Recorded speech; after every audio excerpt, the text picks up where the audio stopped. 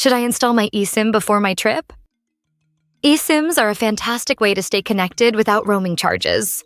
To ensure a smooth experience, install your eSIM 1 to 2 days before your trip.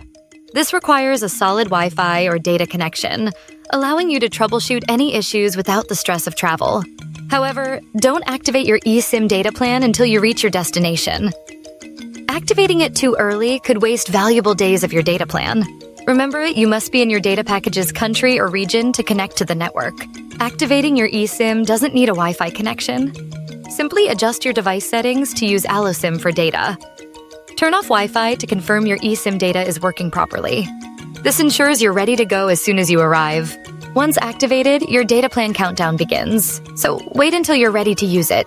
Enjoy your vacation, and if you need assistance, reach out to support@allosim.com. Safe travels and happy browsing.